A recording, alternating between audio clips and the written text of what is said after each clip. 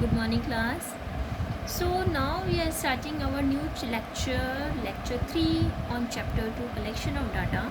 In the last lecture, that is in lecture 2, we have studied about modes of data collection, in which we studied about personal interview, mailing questionnaire and telephone interviews. Okay, we have studied their merits and demerits also.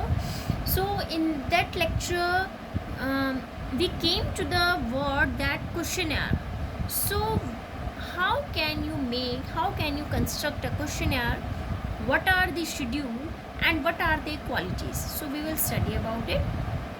So qualities of good questionnaire, what are the qualities of good questionnaire, we will study about it. Okay, now in the context of collection of primary data, construction of questionnaire and schedules have a special significance. एक जब हम primary data की या हम questionnaire जब हम construct करते हैं, प्राइमरी डाटा में क्वेश्चनर को कंस्ट्रक्ट कर रहे हैं, शेड्यूल कर रहे हैं, तो उसकी कुछ स्पेशल सिग्निफिकेंस होती है. क्वेश्चनर क्या होते हैं, जो सेट ऑफ क्वेश्चंस हैं क्वेश्चनर में, शेड्यूल्स में, वो सिमिलर होते हैं. ठीक है. The only difference it lies between the two is that the questioners, the entire information is recorded by the informants themselves in the schedule. On the other hand, the information is supplied by the informants is recorded by the enumerators. ठीक है. Questionnaire में क्या होता है कि informants जो हैं खुद से जो भी पूरी इन्फॉर्मेशन होती है सबको लिखते हैं एक एक करके. ठीक है. लेकिन जो हमारा शेड्यूल है, शेड्यूल में जो भी हमें इन्फॉर्मेशन दी जाती है दूसरों के थ्रू, हम उसको रिकॉर्ड कर लेते हैं. ठीक है. तो क्वालिटीज़ क्या होती है गुड क्वेश्चनर की. अब गुड क्वेश्चनर के उसमें आप इसको इजीली इस वे में समझ सकते हो. आपके पास क्वेश्चन पेपर है तो उसमें क्या क्वालिटीज़ होंगी. सपोज आपके पास क्वेश्चन पेपर है तो आप उसमें क्या क्वालिटीज़ ढूंढोगे. एक तो ढूंढोगे कि लिमिटेड नंबर ऑफ क्वेश्चंस होने चाहिए, कि क्वेश्चंस लिमिटेड हो, अनलिमिटेड नहीं हो. ठीक है. The number of questions in a questionnaire should be limited as possible. Question should be only relating to the purpose of inquiry. जो इंक्वायरी होनी है उसी से रिलेटेड क्वेश्चन होने चाहिए, एक्स्ट्रा क्वेश्चन नहीं होने चाहिए. ठीक है. First quality. Next one is simplicity. Question paper अगर हार्ड लैंग्वेज में होगा, can you solve it? No. So question paper should be in your easy language. So same questionnaire language of the question should be simple and clear. Question should be short, not long or complex. लंबे नहीं होने चाहिए, complex नहीं होने चाहिए. ठीक है. Next one is proper order of questions. Questions का प्रॉपर ऑर्डर होना चाहिए. ये नहीं है कि पहले इजी क्वेश्चन है, फिर हार्ड हो गया, फिर मीडियम हो गया. तो जो ऑर्डर होता है क्वेश्चंस का वो प्रॉपर होना चाहिए कि पहले वेरी शॉर्ट हो, फिर शॉर्ट हो, फिर लॉन्ग. ठीक है ना. So questions must be placed in a proper order. Next है instructions. Questioner must show clear instruction for filling in the form. आपके पास फॉर्म आ रहा है, उसमें आपको इंस्ट्रक्शंस दिए हो कि भाई कैसे फॉर्म फिल करना. का इंस्ट्रक्शंस नहीं होंगे so it will be very difficult for you to fill the form. ठीक है ना. तो instruction should be mention there. और क्या होना चाहिए, आप इसमें अपनी तरफ से भी जो आपको पॉइंट्स लगते हैं कि क्वेश्चनर, अगर आप क्वेश्चन पेपर सोचते हो तो उसमें कौन कौन से पॉइंट्स आप सोचते हो कि ऐसा होना चाहिए. एक क्या होता है, नेक्स्ट आ जाइए. इसमें लिखा है मैंने रिक्वेस्ट फॉर रिटर्न. जो क्वेश्चनर होता है उसमें रिक्वेस्ट लिखी रहती है रिस्पोंडेंट के लिए कि आपको ये क्वेश्चनर कंप्लीट करना है, इन पूरा फिल करना है. इन्फॉर्मेंट को अश्योर किया जाता है कि इन्फॉर्मेशन जो कन्वे हो रही है उसके द्वारा वो एक कॉन्फिडेंशियल होनी चाहिए. ये नहीं है कि उसने फॉर्म तो भेज दिया लेकिन वो औरों को भी बता दिया. ठीक है. It should not be done. तो जो हमारा ये होता है क्या कि रिक्वेस्ट होती है, तो उसमें रिक्वेस्ट फॉर रिटर्न होता है कि आप इसको फिल करके हमें वापस दे. जैसे आपके साथ सपोज पेपर आ रहा है क्वेश्चन पेपर, उसमें भी टाइम मेंशन होता है that after 130 hours you have to complete your paper and return it your teacher. ठीक है ना. और आप इसमें लिख सकते हो कैलकुलेशन जो है रिस्पोंडेंट जो भी कर रहे हैं वो अवॉइड होनी चाहिए. जो कुछ अगर हम कोई फॉर्म फिल कर रहे हैं तो उसमें कैलकुलेशन नहीं होनी चाहिए. Investigator himself should do the calculation job. Investigator का काम है कि वो कैलकुलेशन करे, उन्हें सिर्फ फिल करना है and investigator will do the calculation. ठीक है. नॉन कंट्रोवर्शियल होना चाहिए. नॉन कंट्रोवर्शियल मतलब question should be such as can be answered impassionately. No controversial question should be. ऐसे लड़ाई झगड़े वाले क्वेश्चन नहीं पूछने चाहिए. ठीक है. और आप इसमें ये लिख सकते हो कि no undesirable question. Undesirable question और पर्सनल क्वेश्चन मस्ट बी कि हम पर्सनल क्वेश्चंस ना पूछें. Question should not be often. ऐसा ना हो कि उसमें कोई अलग ही प्रभाव पड़ रहा है. हमने ठीक है फॉर्म फिल लेकिन हमने कुछ ऐसे क्वेश्चन पूछे कि उससे क्या हुआ, कुछ गलत इम्पैक्ट पड़ गया इन्फॉर्मेंट्स के ऊपर, ठीक है ना।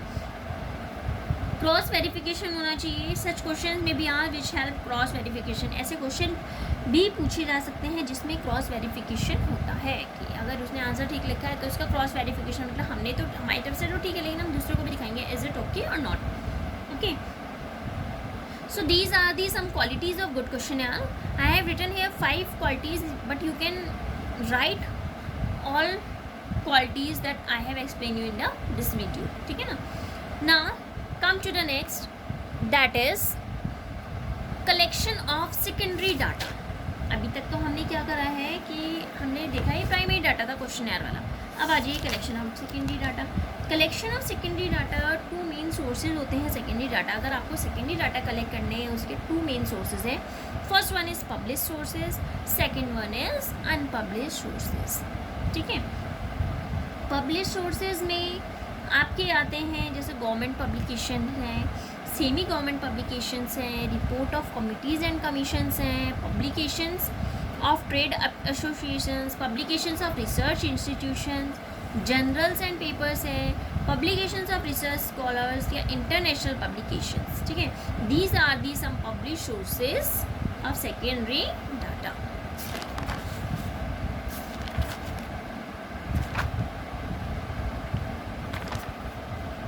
तो पहला जो हमारा आता है गवर्नमेंट पब्लिकेशंस, ठीक है। तो गवर्नमेंट पब्लिकेशंस में क्या है, ministries of the central and state government in India publish a variety of statistics as their routine conducted. Ministries होती है सेंट्रल और स्टेट गवर्नमेंट की, वो वैरायटी ऑफ स्टैटिस्टिक्स को क्या करती है, पब्लिश करती रहती है अपनी रूटीन एक्टिविटी के according. As these are publish by the government, क्योंकि ये गवर्नमेंट क्या कर रही है, पब्लिश कर रही है, तो डाटा जो है फेयरली रिलायबल होता है, क्योंकि गवर्नमेंट भी वही एक्सेप्ट करता है जो ट्रूली फेयर होता है ना। नेक्स्ट आते हैं semi government publication. Semi government publications, semi government bodies publish data relating to education. Semi government bodies क्या करती हैं, डाटा जो एजुकेशन से रिलेटेड है, हेल्थ से, बर्थ डेथ से, इन सबसे रिलेटेड जो डाटा है उसको क्या करती है, पब्लिश करती हैं। These data are also fairly reliable and useful, ये डाटा भी फेयरली यूजफुल होता है और रिलायबल होता है, ठीक है। Next one is reports of committees and commissions. Committees and commissions appointed by the government also furnish a lot of statistical information in their report.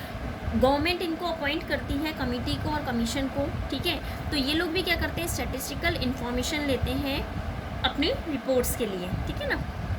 Next आता है publications of trade associations. Some of the big trade association through their statistical and research division collect and publish data on various aspects of trading activity.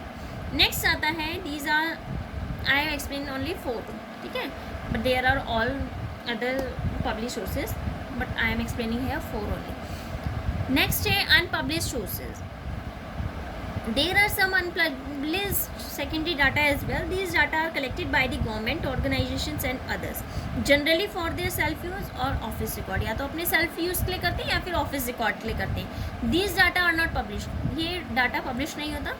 These unpublished numerical information be used as secondary data. ये जो numerical information है इसको हम secondary data की तरह use कर सकते हैं। Two important sources of secondary data. First है census of India. सेंसस मतलब जैसे जनगणना सुना है आपने, ठीक है ना, ये हर 10 साल में होता है जनगणना। सेंसस ऑफ इंडिया ये पब्लिश हुआ है registrar general and census commissioner India के द्वारा पब्लिश किया है। It is a very comprehensive source of secondary data, बहुत कॉम्प्रिहेंसिव सोर्स होता है सेकेंडरी डाटा का। It relates to population size, किससे रिलेट करता है कि पॉपुलेशन का साइज़ क्या है, ठीक है, उनका डेमोग्राफिक चेंजेस क्या है इंडिया में।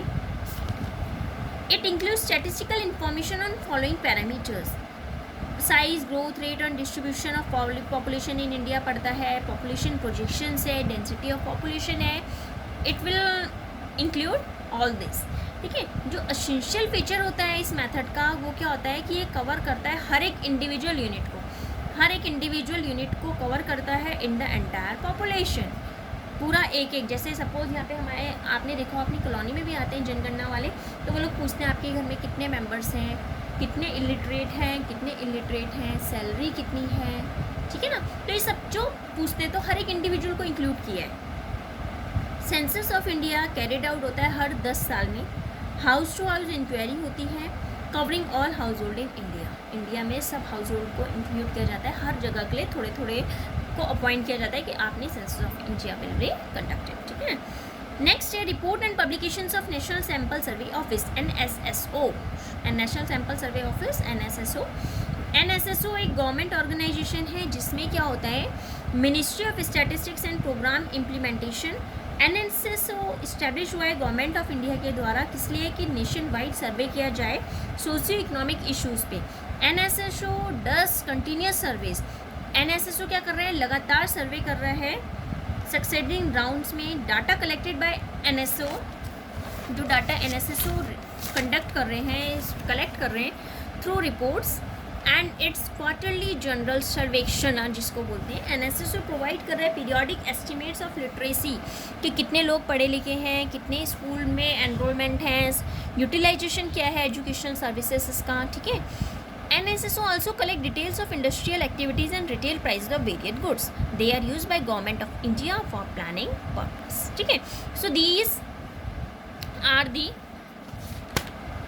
published sources and unpublished sources of secondary data, ठीक है। Now this chapter is also finished. We will start our new chapter, that is chapter 3, census and sample method of collection data in the next lecture. Okay, thank you, have a nice day.